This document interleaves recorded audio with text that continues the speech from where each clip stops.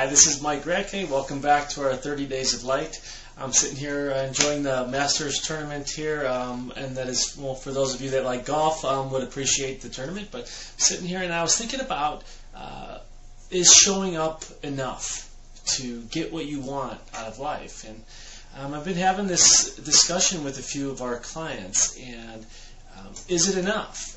And in my eyes, I don't think always it is, because it reminds me of a story and an experience that I had as a freshman in high school. You know, I went to one of the top high schools in Chicago, and even in the country. It was Mount Carmel High School, and I really wanted to play football for this school. I mean, it was really something that I wanted to do.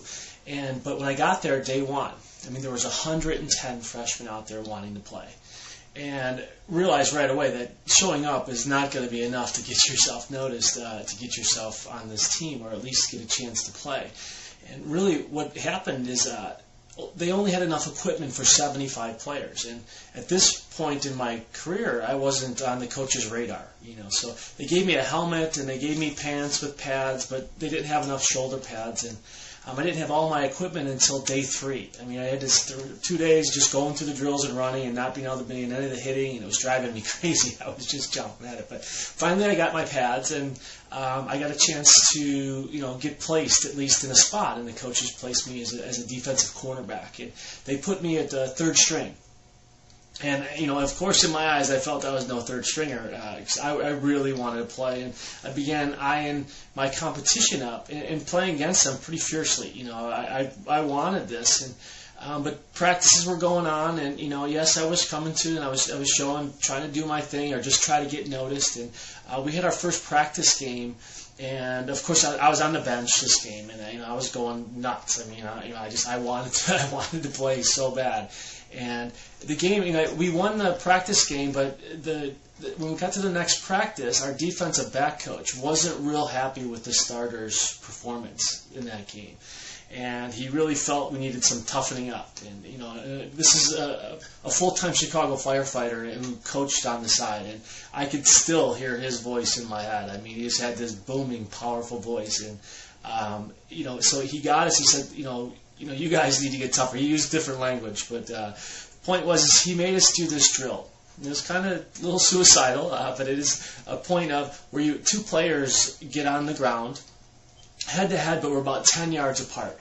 And what he'd do is he'd blow the whistle, and he'd just come in and just knock the heck out of each other. He'd just, you know, run in. It was just like, may the best man win, or may the best person be standing. And, he didn't plan this, but I got a chance where, you know, the numbers that came up, I had to go head-to-head with the starting defensive back at the time. That was definitely, he started the game. And so we got down, you know, on our backs, and the coach blew the whistle, and I ran him over.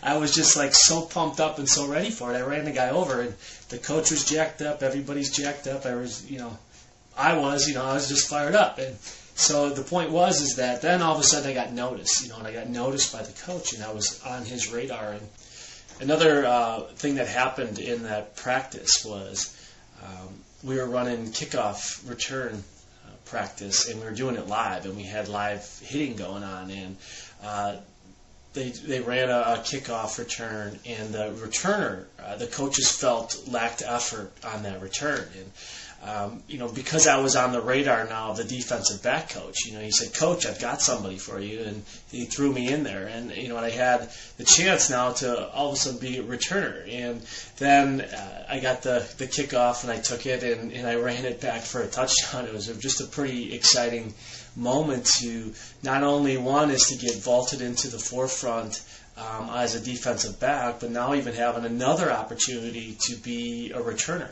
And I became a starter at defensive cornerback the rest of my career, and I became a punt returner in the end because they just really liked my consistency back there and how I handled myself. But that moment, it wasn't just showing up. It was the moment when you have that chance and you're given that opportunity. Showing up isn't enough. You need to be ready, and you need to perform when you have that shot, and that's the most important thing.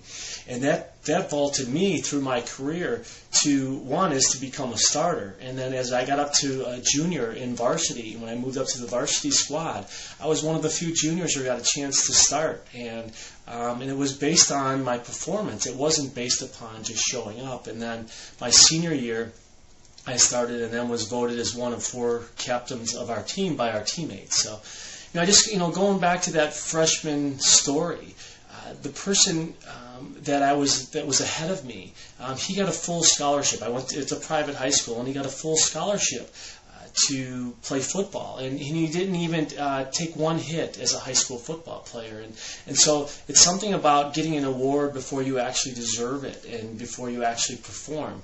And I didn't get a full ride to the school. I had to work after school to go, but I wasn't bitter about it. I just wanted to play, and I wanted to play so bad at that school. So I just wanted, just to kind of tell you, is just that if you want something, you got to really be ready to perform, and it's not just showing up. You just can't just show up every day. You've got to actually do it and be passionate about it and just get after it. So that's just one of those things that I think if you become passionate about it and you go after it, you will get what you want out of it all. So thanks for listening, and we'll talk again in our next 30 Days of Light. Have a good day, everybody.